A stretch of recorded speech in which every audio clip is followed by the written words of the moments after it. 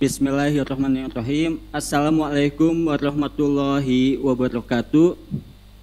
Alhamdulillah, Bapak Ibu gimana semuanya sehat? Alhamdulillah. Bagi teman-teman yang sakit, insya Allah itu bagian dari ibadah kita semua, ibadah Ibu Bapak semua.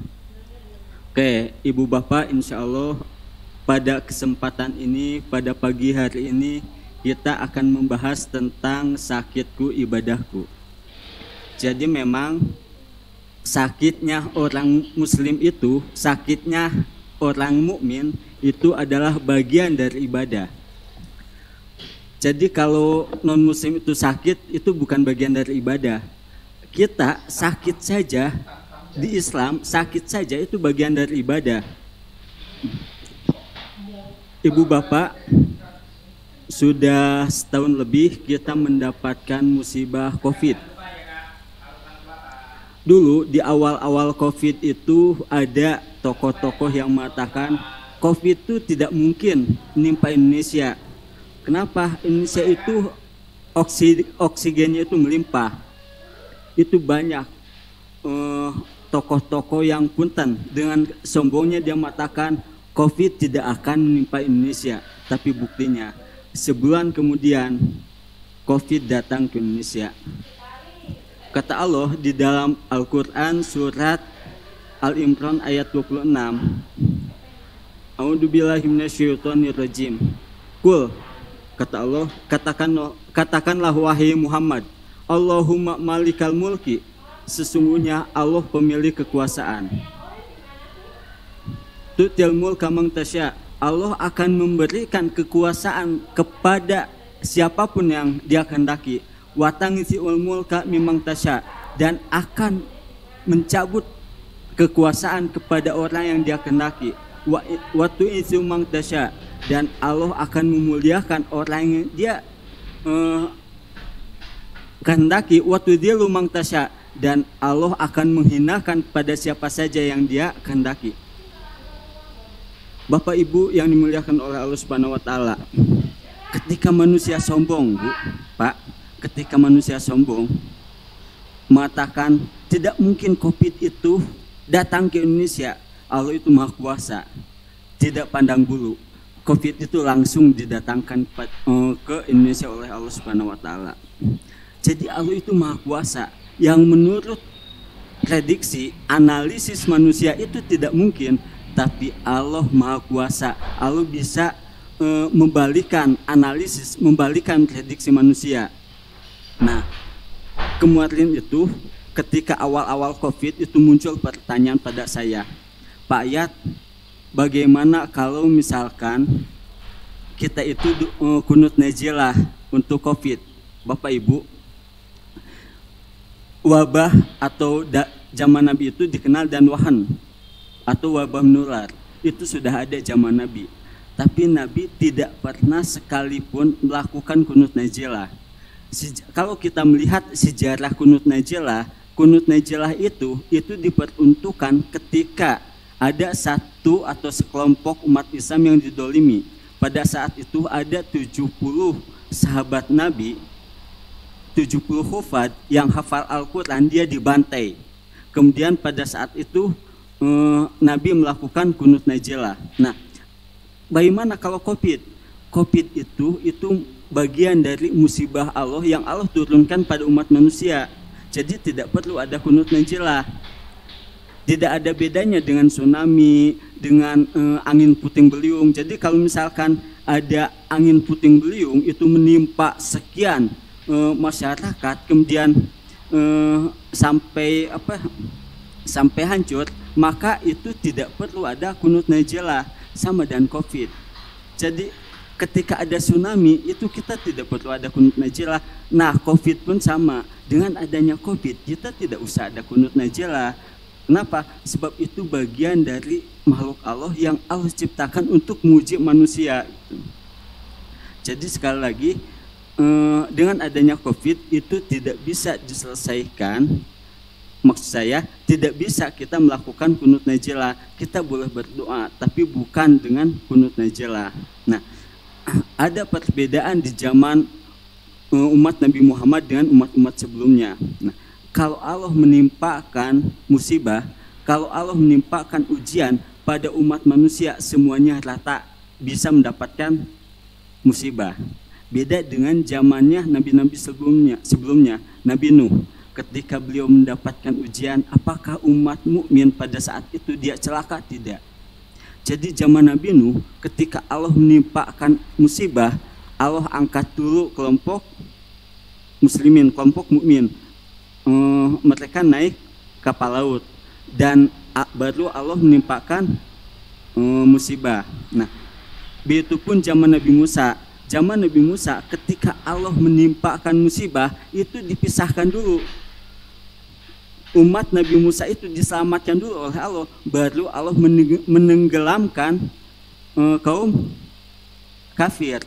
Jadi bedanya musibah yang menimpa umat Nabi Muhammad dengan umat-umat sebelumnya itu adalah pemisahan.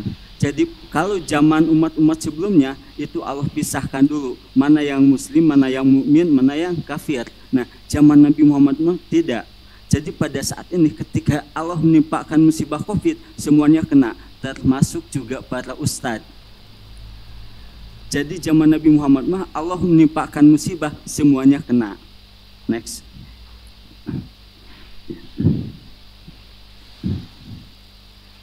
Ya. Apakah sakit itu azab atau rahmat? Nah, ini yang barusan saya jelaskan. Aisyah pernah bertanya kepada Rasulullah SAW tentang taun atau wabah menular. Rasul berkata, "Kana azaban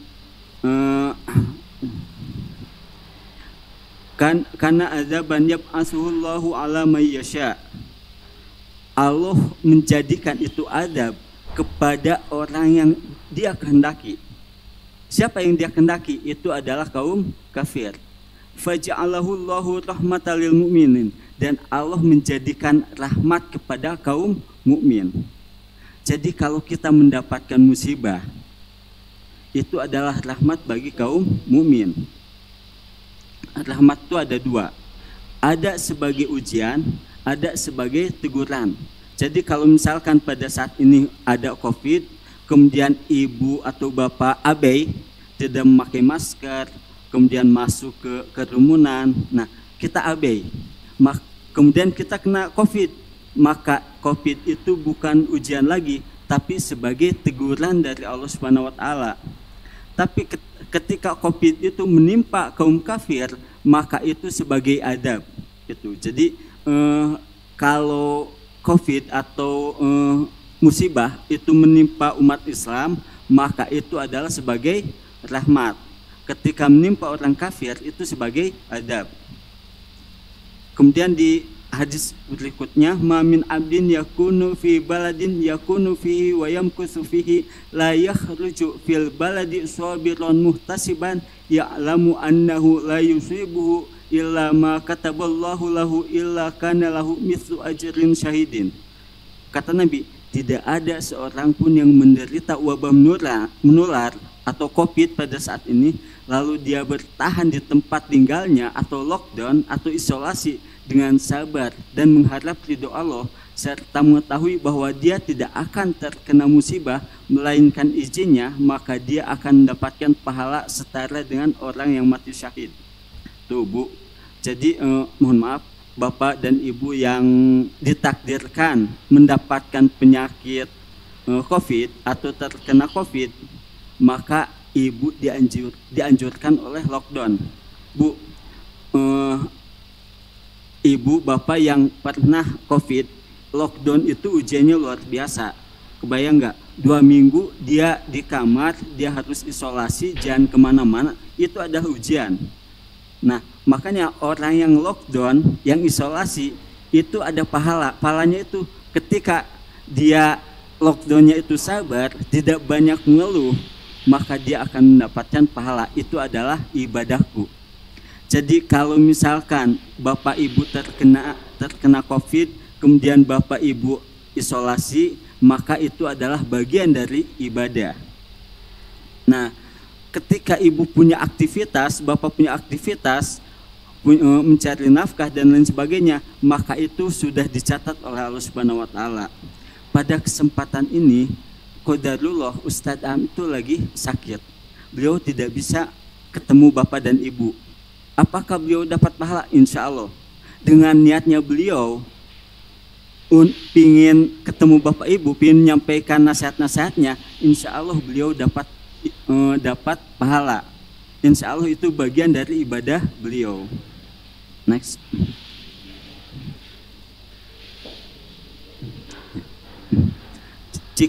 Jika sakit menghampiri, kata Nabi, likulli da'in dawaun. Setiap penyakit itu ada obatnya. Fa idza usiba dawa'ud da'i baro'a bi'idznillah azza wa jalla. Kalau obat itu cocok, kalau obat itu sesuai dengan penyakitnya, kata Nabi, insya Allah dia akan sembuh dan izin Allah. Jadi ternyata memang setiap obat itu pasti ada penyakitnya. Dan kalau penyakitnya itu kalau obatnya itu cocok atau sesuai dengan penyakitnya, maka dia akan sembuh dengan izin Allah. Makanya Bu, sebelum kita sakit, kita harus persiapkan diri kita. Kita perbanyak amal kita. Kenapa? Kekhawatiran ketika sakit itu ada qadarullah, ada takdir Allah yang lain.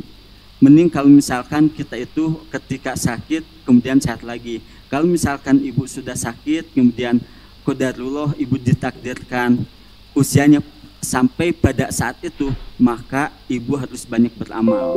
Kata Nabi, hud min sihatika lima rodika, pergunakanlah kesehatanmu untuk mempersiapkan sakitmu. Wa min hayatika limautika, dan kehidupanmu sebelum kematianmu.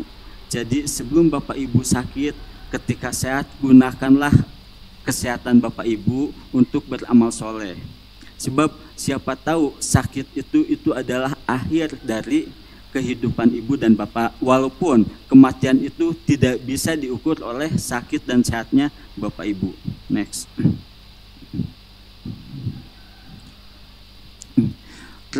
Rahmat Allah akan menyertai orang yang menjenguk. An Ummi Umamata qala Rasulullah sallallahu alaihi wasallam, aidul maridi yahudu fi rahmati. Orang yang mengunjungi orang sakit itu dia bagaikan berjalan di dalam rahmat Allah. Jadi Bu, ketika ibu menengok orang yang lagi sakit, maka selama ibu jalan menuju orang sakit itu, maka rahmat Allah menyertai ibu. Nah, bagaimana kalau yang sakit itu COVID? Itu lain lagi. Dengan doa-doa yang ibu panjatkan, maka para malaikat akan mendoakan ibu seperti doa ibu pada orang yang sakit itu. Jadi ketika dia bukan COVID, ibu usahakan menengok. Kenapa? Sebab rahmat Allah akan menyertai bapak dan ibu ketika menengok orang yang sakit.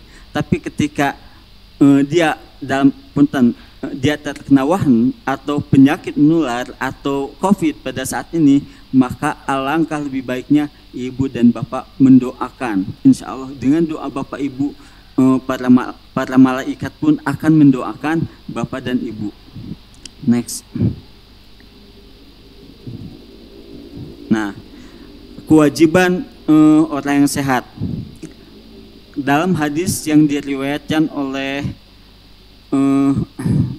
Imam Muslim, Nabi bersabda, hakul muslim ala muslim situn, bahwa hak seorang muslim kepada muslim lainnya ada 6, yaitu idza lakitahu fasalim alaihi, wa idza da'aka fa'ajibhu, wa idza stansahaka fansahu, wa idza atasa fahamidallahu pasamitu, wa idza maridu fa'udhu, wa idza mata fatba'hu. Nah, di sana ada kata-kata wa idza maridu fa'udhu, apabila dia sakit maka kunjungilah dia. Nah, ini hadis sahih diriwayatkan oleh Imam Muslim. Jadi kalau misalkan ada teman bapak ibu sakit, haruslah dia ditengok. Nah, contoh yang dicontohkan oleh Nabi ketika menengok itu, Nabi selalu menyentuh bagian anggota tubuhnya. Jadi ketika Nabi nengok, Nabi suka pegang tangannya dielus-elus atau kakinya dielus-elus. Bahkan kalau misalkan yang sakitnya anak-anak, keningnya diusap, dielus-elus, nah sambil didoakan. Itu yang dicontohkan oleh Nabi. Jadi menengok pun ketika yang sakit bukan hanya ditengok, tapi disentuh anggota tubuhnya. Itu kalau yang sakitnya itu tidak ada masalah. Tapi kalau yang sakitnya punten terkena COVID, cukup untuk didoakan saja. Next.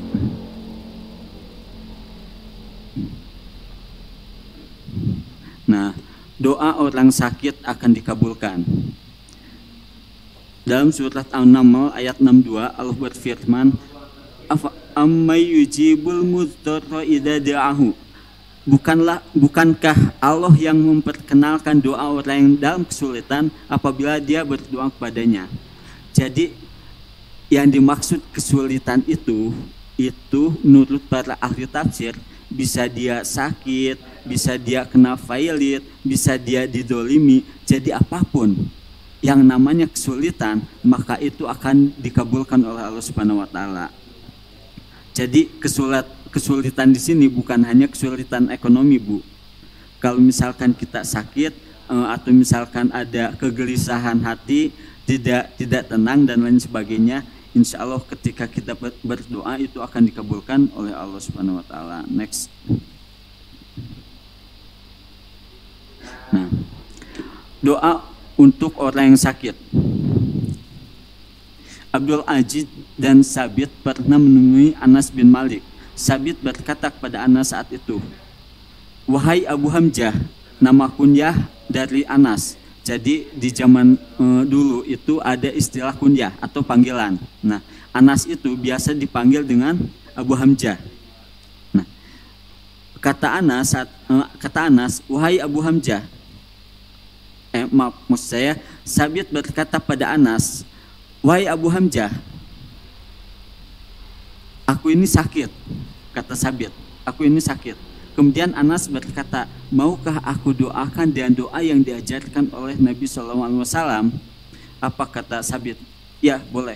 Kata Sabit, "Mangga, silahkan saya doakan." Kemudian Anas membacakan doa, "Allahumma rubban nasi mudhibal ba'si asfi anta syafi la syafi'a illa anta sifaan la yuqaddiru sakoma." Ya Allah, wahai Tuhan segala manusia, hilangkanlah penyakitnya, sembuhkanlah ia, hanya Engkaulah yang dapat menyembuhkan, tidak ada kesembuhan melainkan kesembuhan darimu, kesembuhan yang tidak kambuh lagi. Ini doa yang diajarkan oleh Nabi. Ini diriwayatkan oleh Imam Bukhari dan Muslim, dan ini hadis sahih. Ini yang harus kita panjatkan. Kenapa? Kalau kita mendoakan orang yang sakit, maka malaikat akan mendoakan kita, malaikat akan mendoakan kesehatan kita.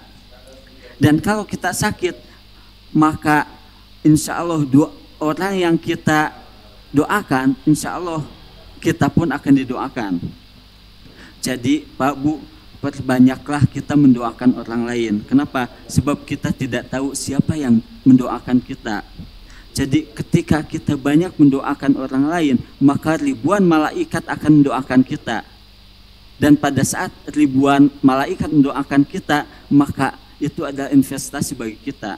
Jadi kalau kita banyak mendoakan orang lain, maka akan banyak ribuan malaikat mendoakan kita. Jadi kebayang nggak Bu, kalau kita mendoakan 3, 4, 5 orang, maka sekian puluh ribu malaikat akan mendoakan kita. Ya, next. Nah, Bapak Ibu, bagaimana kalau doa kita yang singkat? Misalkan itu kan ketika di WA itu ada ketika si A mengabarkan si B itu sakit, Bapak Ibu suka membalasnya syafakallah, semoga Allah menyembuhkanmu. Nah, ada juga yang kedua, syafakillah, semoga Allah menyembuhkanmu. Apa bedanya? Saya tanya, apa bedanya Bu, Pak, antara syafakallah sama syafakillah? Nah, kalau syafakaloh itu ditujukan pada laki-laki. Jadi kalau misalkan gini, saya nanya ke Kang Isan, Kang Ihsan tuh kemana? Kok udah lama nggak ketemu saya? Kata Kang Ihsan, aduh saya lagi nggak enak badan. Kemudian saya bilang, syafakallah. Kemudian kalau ibu, saya tanya ke ibu, Bu, kemana aja? Kok jarang ketemu? Kata ibu, aduh saya tuh lagi nggak enak badan Pak Ayat. Maka saya doakan syafakillah. Jadi kalau syafakallah itu diperuntukkan bagi laki-laki. Kalau syafakillah khusus buat wanita atau ibu-ibu. Ada juga yang mengatakan syafahullah, semoga Allah menyembuhkan kepadanya. Nah, contoh misalkan ini, ibu tuh nanya ke saya, Pak Ayat, Pak Am kok nggak ada di MPI, kemana? Saya bilang, ibu, bapak, Ustadz Am tuh sekarang lagi sakit. Kemudian ibu mengatakan syafahullah. Jadi kalau saya menceritakan Ustadz Am atau Kang Ihsan, kemudian ibu mendoakan syafahullah. Atau misalkan ada teman saya yang perempuan lagi sakit, Pak Ayat, kenapa kemana si A? Si teteh kok jarang kelihatan? Saya bilang, ibu, teteh itu tuh lagi sakit. Kemudian ibu mengatakan syafahullah, semoga Allah menyembuhkan kepadanya. Kepadanya siapa? Kepada dia, seorang wanita, seorang perempuan. Ada juga yang mendoakan syafakumullah. Kalau syafakumullah itu banyak. Jadi saya menceritakan sekelompok orang, kemudian ibu mendoakan syafakumullah. Bagaimana kalau saya menceritakan yang lain? Bisa juga dengan mendoakan syafahumullah. Jadi kalau banyak kan itu bisa syafakumullah, bisa juga syafahumullah. Jadi sekali lagi, kalau misalkan yang sakitnya itu laki-laki, maka doanya itu syafakallah. Kalau yang sakitnya itu perempuan atau wanita, maka doanya itu syafakillah. Paham ya Bu? Insya Allah paham ya Bu. Oke. Next. Nah, ini menjaga motivasi atau memberikan motivasi. Nah, ini juga sering ibu bapak di-share di WA. Kata Nabi, idza dakhala ala may ya'udu qala la ba'sa tahurun insyaallah. Nah, apabila beliau mengunjungi orang yang sakit, beliau berkata, la ba'sa tahurun insyaallah. Kata Nabi, jangan khawatir, sakitmu itu tidak apa-apa, semoga sakitmu menjadi pelebur dosa insyaallah. Nah, jadi Pak Bu, kalau ibu nengok yang sakit atau misalkan ada WA si A itu lagi sakit, ibu jangan bilang, hati-hati, kemarin tuh teman saya dia COVID, dia meninggal karena COVID.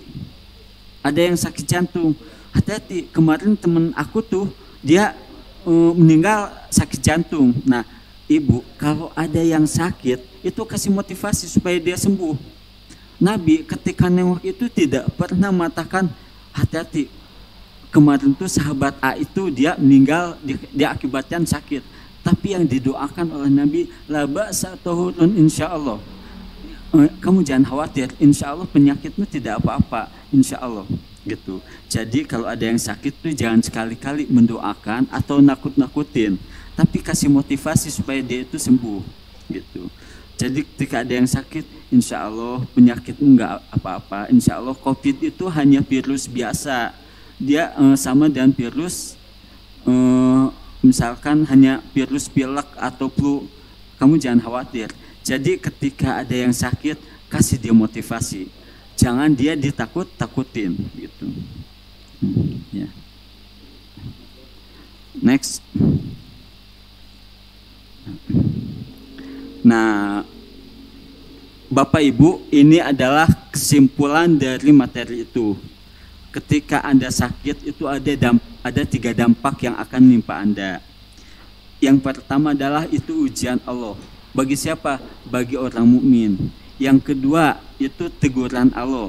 Bagi siapa? Bagi orang mukmin pun. Jadi kalau kita abai, kalau kita tidak menjaga kesehatan kita, kalau kita lalai dengan kesehatan kita, kemudian kita sakit, kita kena COVID, maka itu bagian dari teguran Allah. Nah, yang ketiga itu adab. Adab Allah itu khusus bagi orang kafir. Next. Nah, kemudian ada kewajiban orang sakit dan kewajiban orang sehat. Kewajiban orang sakit tadi sudah saya sebutkan, berobat atau ikhtiar, yang kedua berdoa, dan yang ketiga tawakal. Nah, tawakal ini ketika ibu bapak sudah menjaga kesehatan, sudah tidak abai, mentaati protokol kesehatan, tapi pada akhirnya ibu dengan qadarullah ibu kena COVID, maka itu tawakal. Jadi ibu sudah berusaha menjaga kesehatan ibu, tidak melanggar protokol kesehatan, tidak abai, kemudian tetap kena COVID, maka ibu harus tawakal. Itu sudah menjadi takdir Allah. Mohon maaf, setahu saya guru kita Ustadz Am itu sangat ketat menjaga kesehatannya. Beliau itu sangat ketat untuk menjaga protokol kesehatannya, tapi beliau kena juga, punten, mohon maaf. Nah, itu adalah sudah menjadi takdir Allah. Jadi kalau ibu-ibu, bapak-bapak sudah menjaga kesehatan, sudah protokolnya dijaga, sudah tidak abai, tapi kena juga. Nah, itu adalah sudah menjadi takdir Allah, ibu tinggal tawakal. Nah, kemudian apa kewajiban orang sehat? Itu mengunjungi jika memungkinkan. Yang kedua, mendoakan jika jaraknya jauh atau tidak memungkinkan untuk mengunjungi. Dan yang ketiga tadi terakhir itu motivasi. Jadi ketika ada yang sakit, kasih motivasi. Jangan ditakut-takuti. Nah, kemudian ada predikat orang sakit, yaitu amalnya akan diterima. Jadi kalau misalkan kebiasaan amal soleh yang dilakukan oleh yang sakit, Ustadz Am biasa ngisi majelis taklim, ketika dia tidak ngisi majelis taklim, tidak ngisi MPI, itu amalnya dicatat oleh Allah Subhanahu wa taala. Yang kedua, doanya dikabulkan. Jadi doa orang yang sakit itu pasti dikabulkan oleh Allah Subhanahu wa taala. Dan yang ketiga, tadi pembahasan di awal, kita akan mendapatkan rahmat Allah. Mudah-mudahan ibu dan bapak yang sedang sakit pada kesempatan ini, mudah-mudahan selalu mendapatkan rahmat Allah, doanya dikabulkan, dan amal soleh yang biasa dilakukan oleh bapak ibu selalu diterima oleh Allah Subhanahu wa taala. Amin ya rabbal alamin. Itu yang dapat saya sampaikan pada kesempatan ini. Aku qouli hada wa astaghfirullah li wa lakum. Rabbana atina fid dunya hasanah wa fil akhirati hasanah wa qina adzabannar. Wassalamualaikum warahmatullahi wabarakatuh.